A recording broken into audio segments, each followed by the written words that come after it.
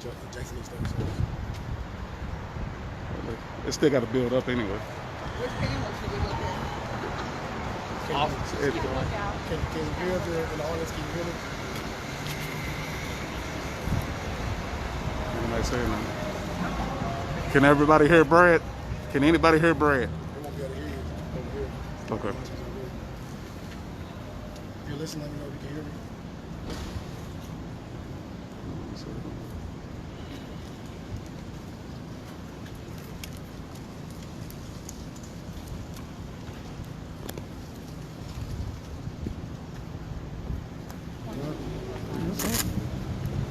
Barely. Can you hear me now? Nope. But once you...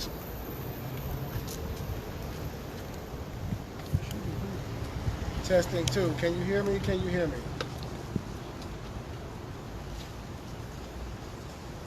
No, they said no. You know what I'm saying? Let's try it again. Why don't you take the microphone now? All right, what about now? Can you hear me? Yeah, they can hear you. You can hear me? Yeah. All right.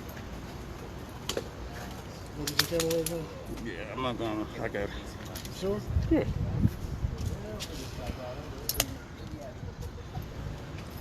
Go ahead, you go ahead. Now let me know when you're ready.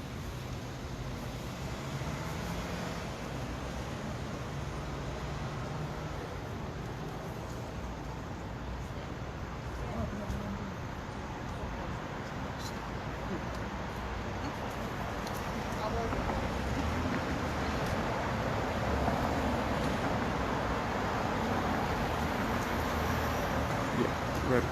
Where are you planning on being? Where am I planning on being? Yeah. I'm gonna stand here for a second. I'm gonna get out of the way. You're going to stand off camera? I can keep you on camera. Okay, so why don't you stand just a little bit to the other side of caption there, to the front, right in front, not too far. All right, cameras on? Yeah, I got you. You on both of them. You guys ready? Hold on 1 second, we just got to go live.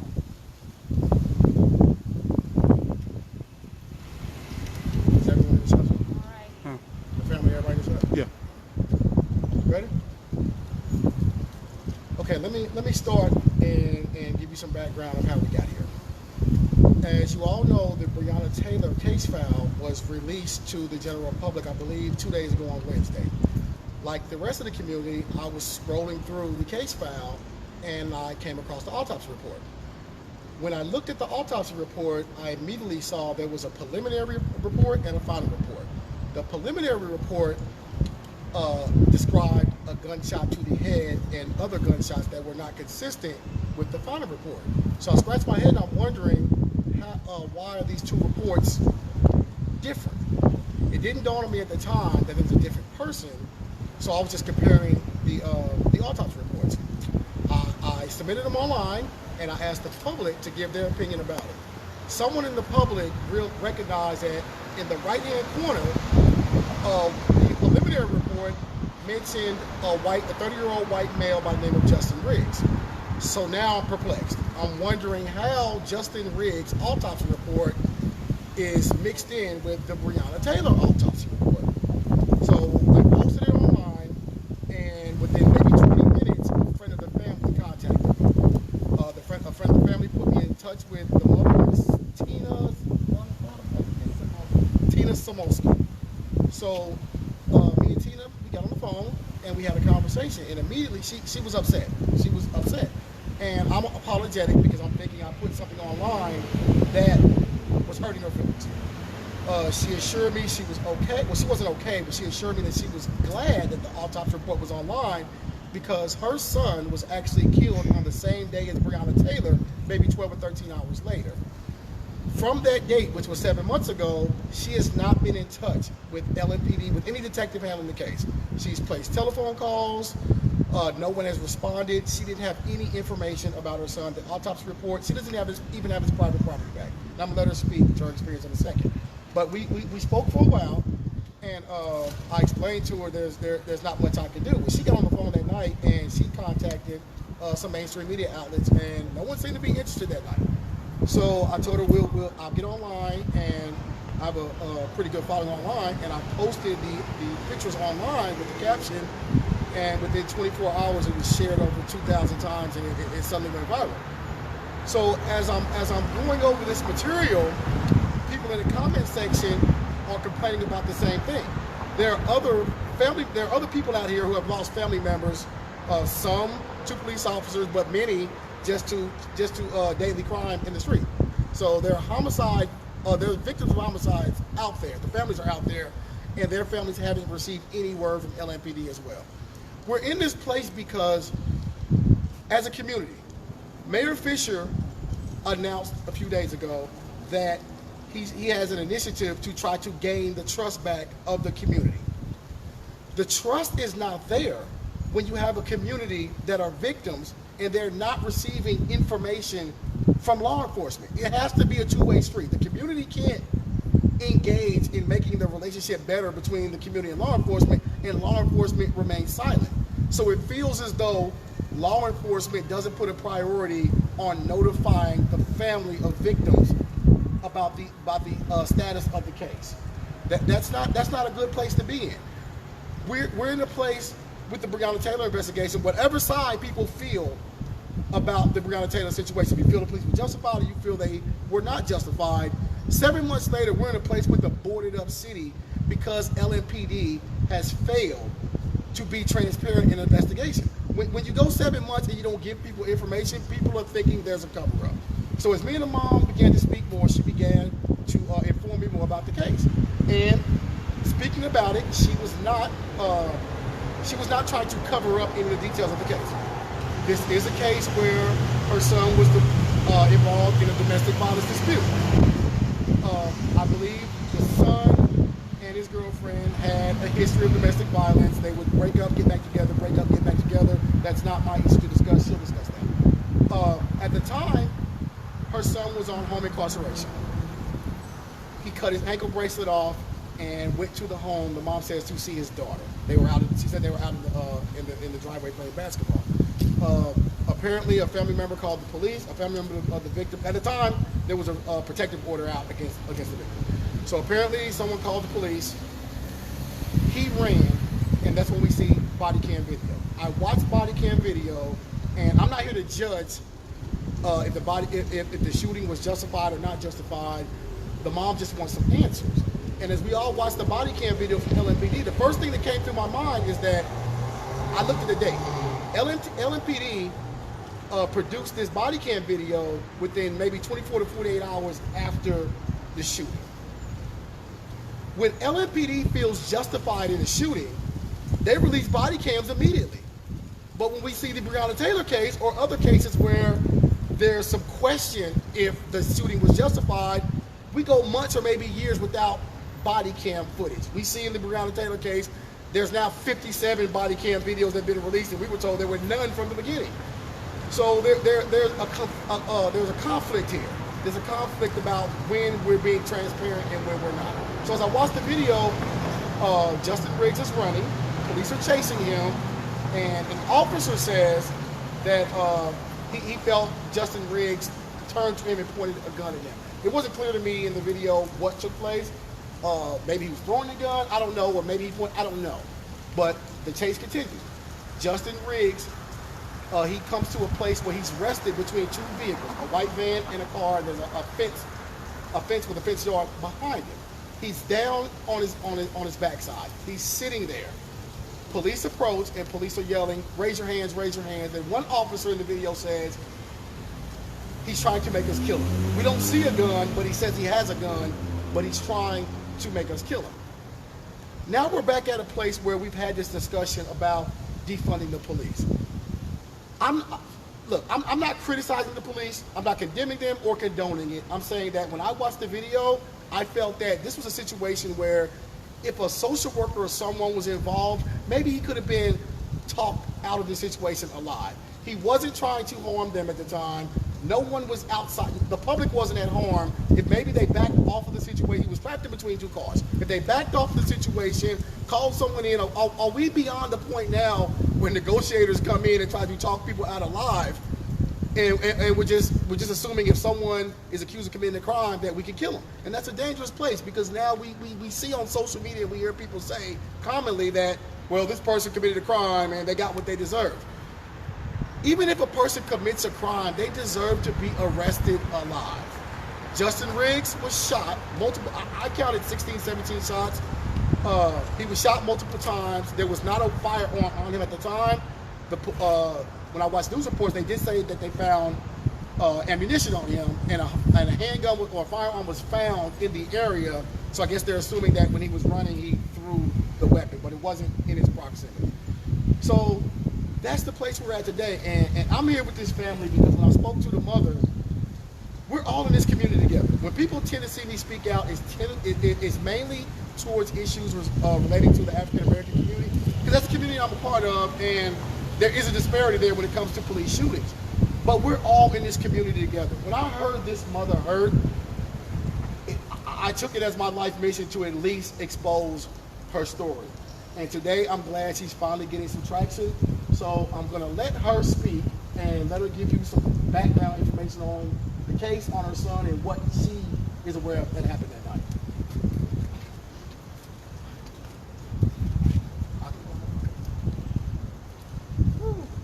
This is hard. Where do we start? My son did have issues. He was very codependent. He didn't know how to pick up the pieces. He didn't know how to start over. That's why I think it's good that they do this moving forward where there is counselors to downplay, because everybody out here is going through something. And it's not a matter of what we go through in life, it's how we deal with it. And some people can't cope. Some people can't deal with things. Some people need that help and that support, not quick to pull the trigger.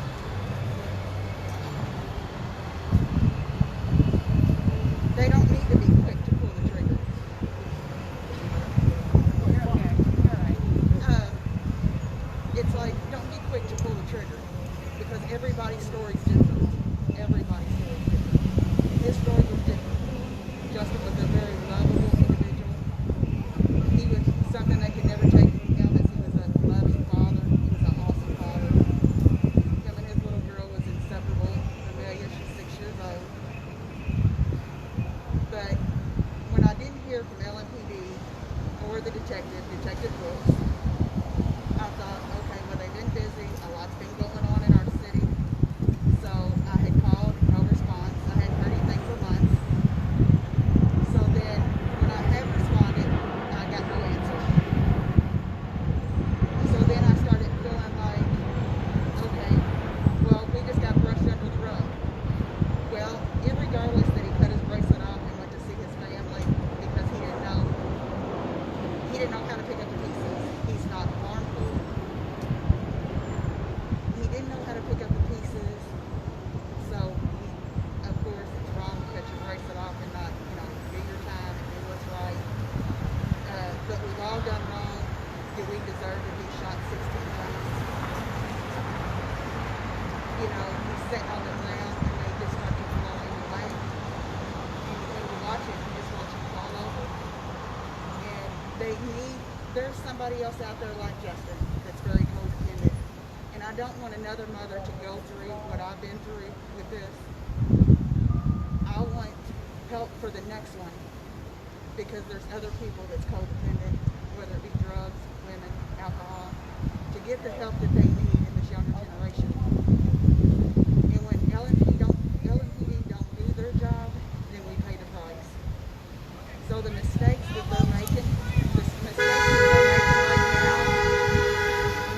but not downplaying situations and not looking at the situation before they respond. Just like they didn't look at the information before they responded and sent it out to the social media.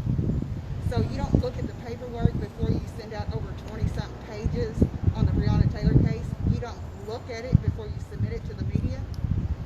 So on a case that's not even closed,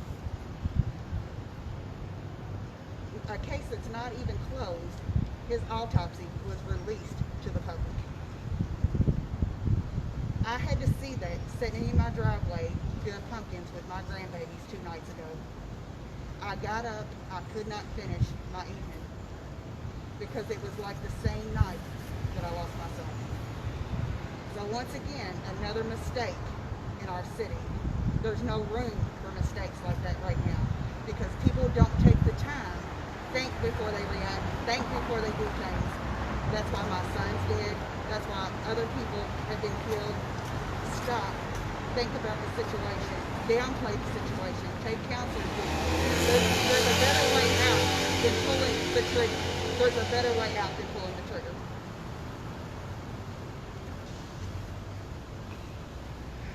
Take your time.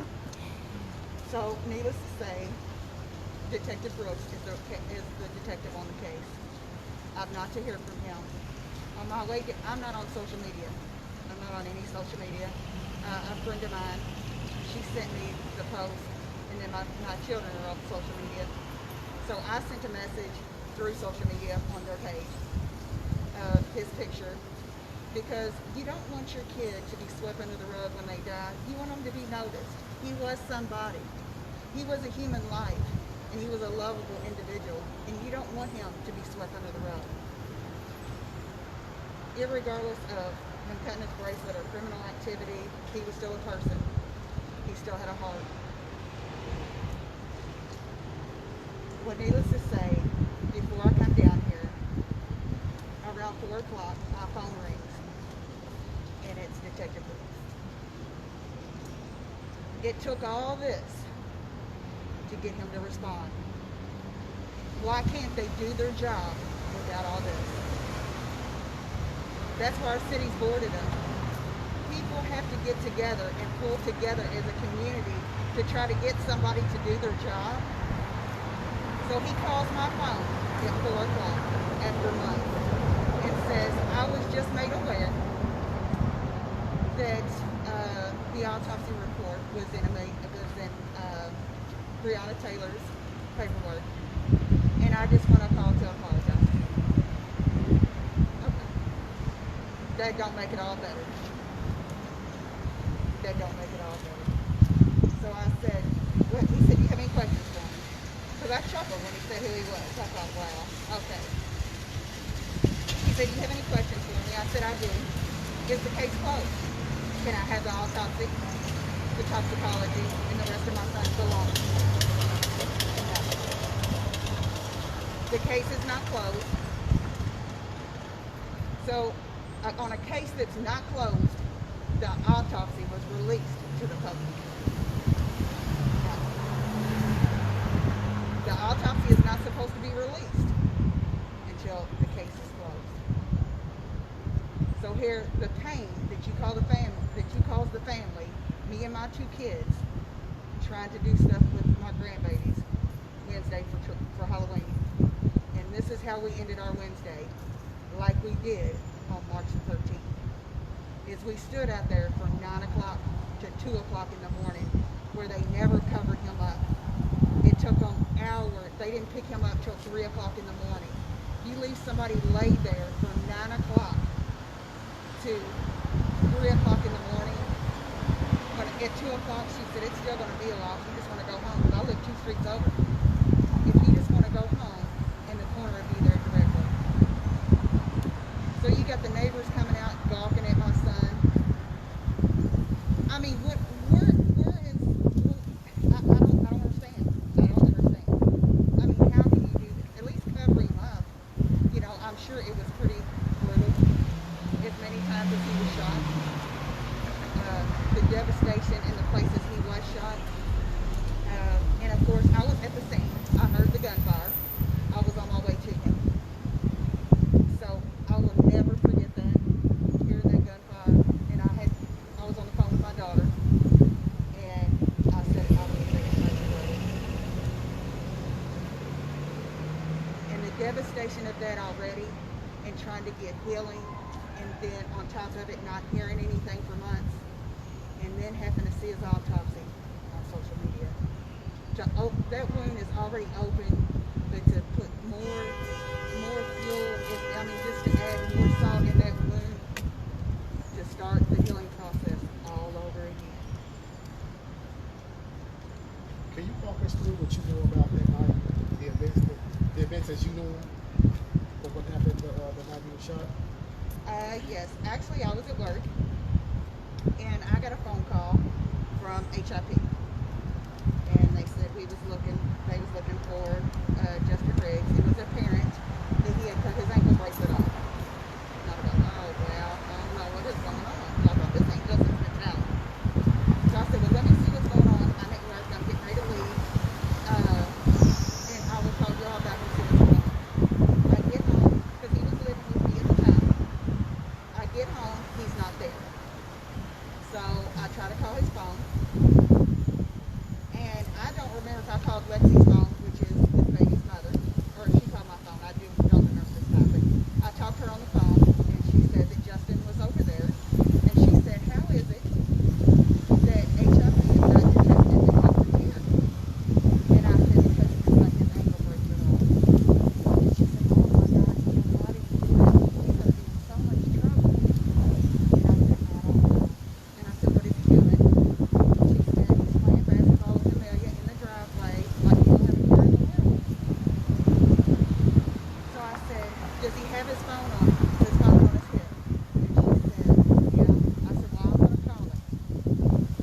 So I called him once, he didn't answer. I called him again. He answered, and he was walking. He was walking. I talked to him on the phone, and I said, Justin, what are you thinking? Why did you cut your ankle bracelet off? You're going to be in so much trouble, son. So he says, I wanted to go over and play basketball with Amelia. And then all of a sudden, as soon as he said that, I hear, and I said, Justin, what is that noise? He said, I'm running. And that was the end of the phone call. I live 2 streets over. I had just got home from work. I jump in the car. I come to 2 streets over on Nancy. I see a police officer standing outside of his vehicle. I pull up. I get out of the car. And I said, you have my phone? He said, no, but we're getting ready to. And I said, I'm his mother. And he said, get back in your car. So I get back in the car. And then all of a sudden, he's on Merriman facing Greenwood, and I'm facing Merriman on Nancy. So I get back in the car. I call my daughter. I got my phone in my lap. And all of a sudden, he jumps in his car and does a U-turn and comes pouring down Nancy and takes a right. So I go real slow. I said, I think they got it. The way he, I guess they was on the radio and the way he floored it. So I was going real slow, and I was going to creep around there, get on there and get in the middle. That's my son.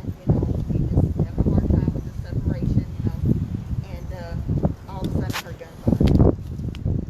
When I heard the gunfire, and I said, Megan, they just shot your brother.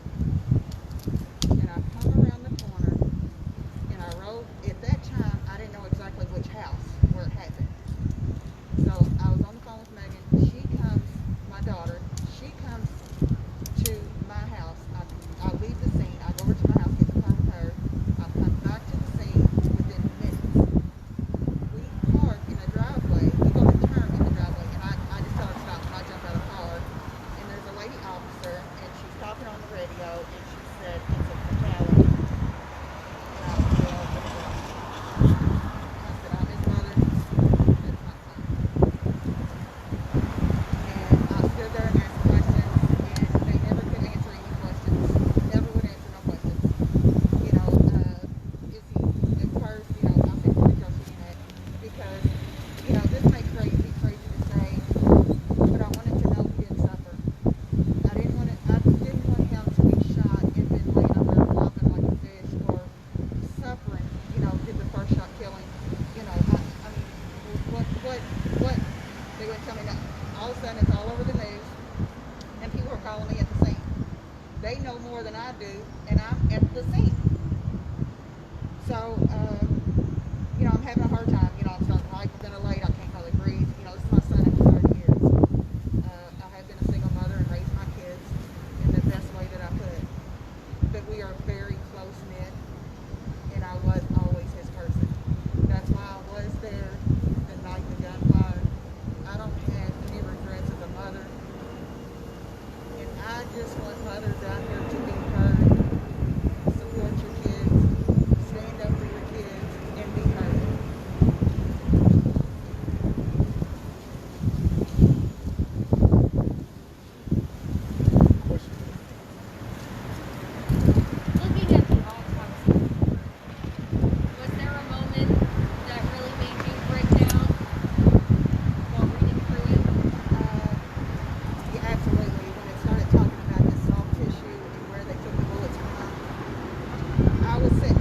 driveway and they started pumpkins. And I stood up and I wore my driveway out, pacing back and forth.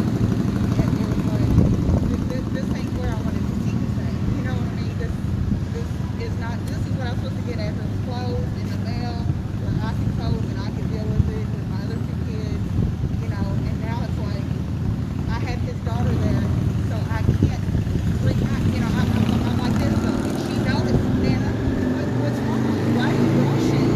I said, you gotta take a shower, you gotta get ready for school, and I was trembling, because it was devastating to see.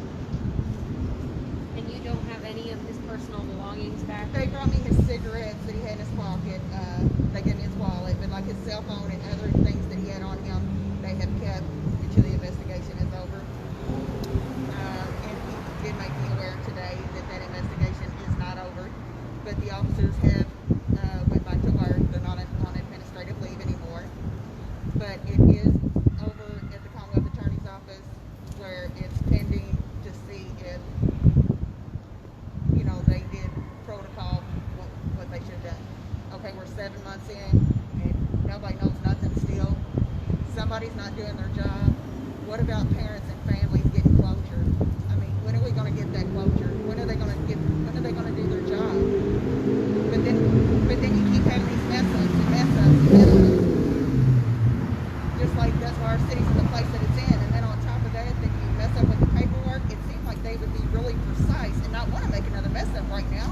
You know, we need our city to be back reopened. You know, we need people, you know, to be a good community around here. But when you can't trust nobody, when, you know, nobody's together, everybody's for themselves.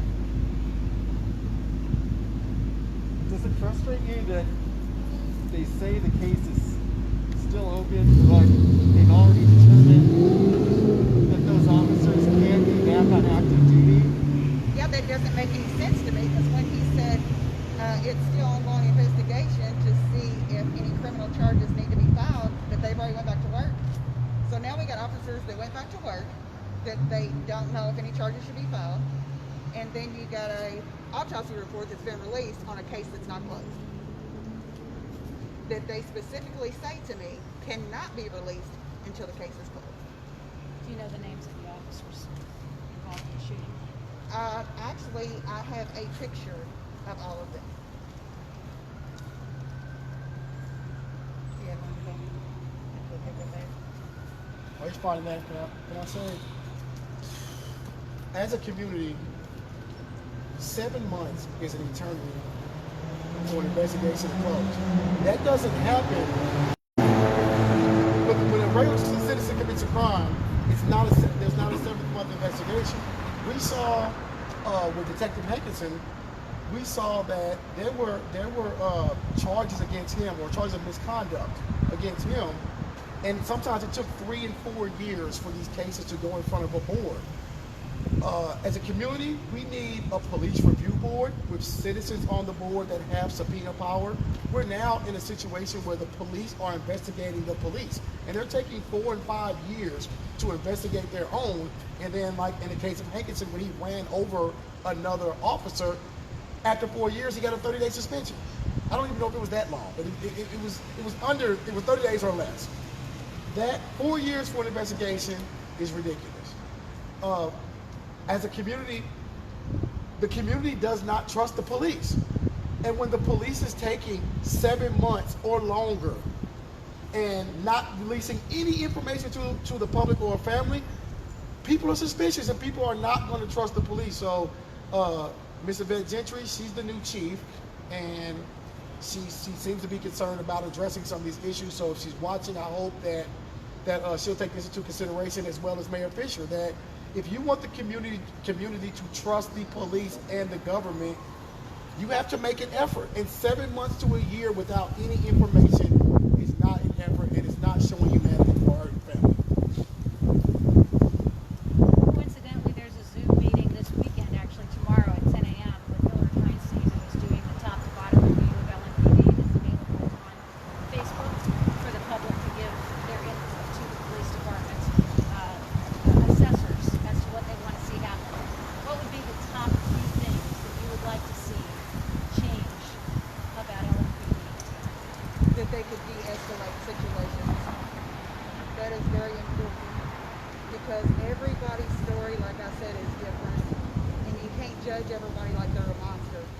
they're not.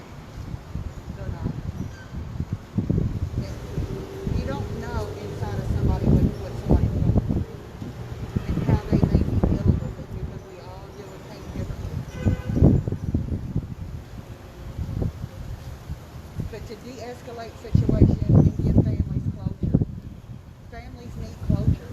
When you lose a child, you need closure. Not that you will ever get over it. You will always hurt.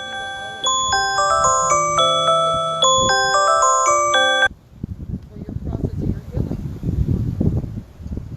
Was there any sort of chaplaincy offered to you? Any kind of person from the department who might have some sort of spiritual comfort to offer you either at the scene or afterwards?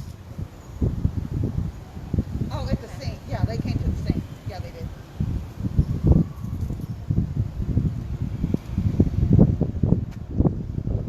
The officers' names All are, lives matter, Black Lives Matter, what's right? it's Nathaniel Lovewell, Rebecca Davis, and Joseph Borst. Just give me the And you know, information about how long they were on the cruise. one of them was on there for 1 to 2 years. A couple of them was rookies. But the lady officer lived 3 doors down from me. Yeah,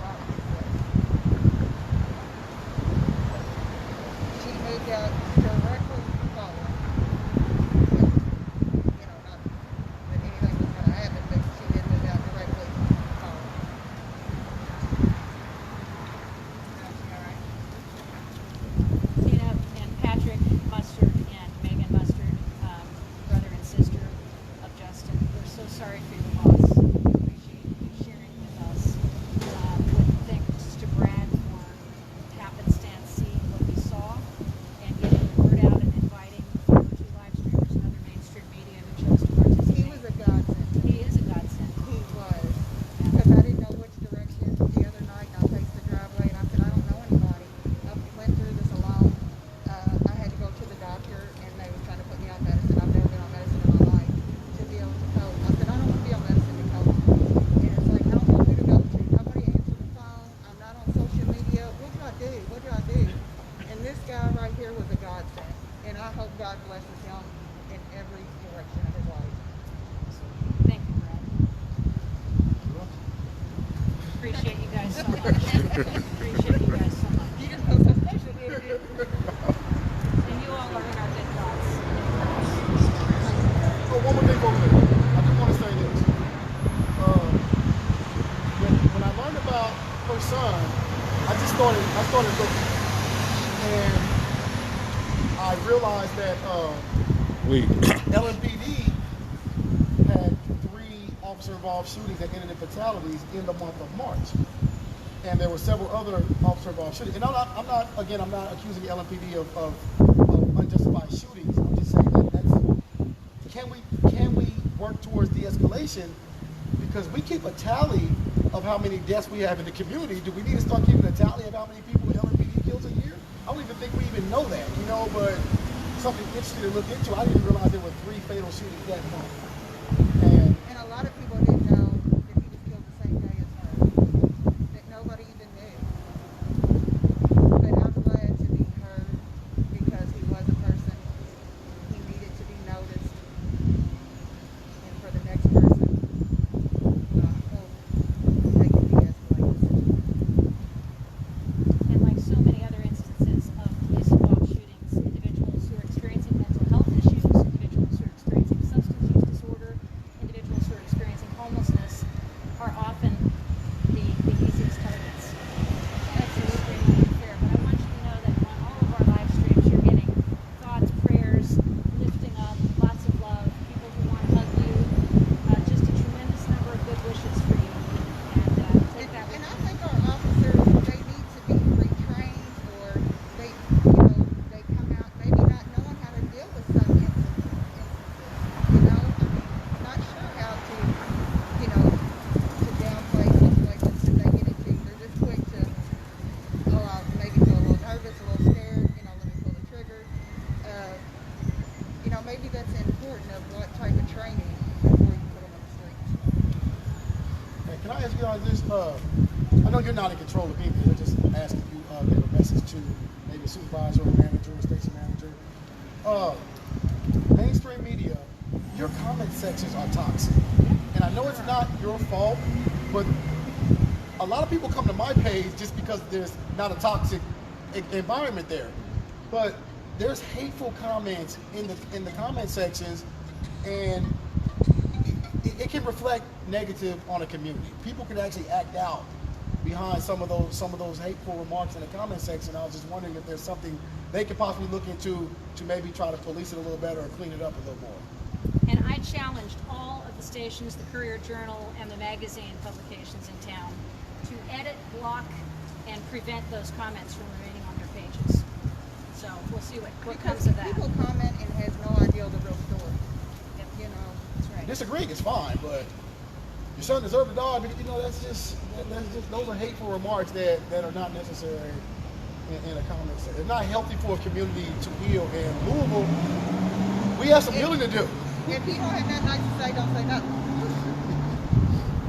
Thank you all so much. Thank you. Appreciate it. Thank you. Thank you, Lord. Wow, that was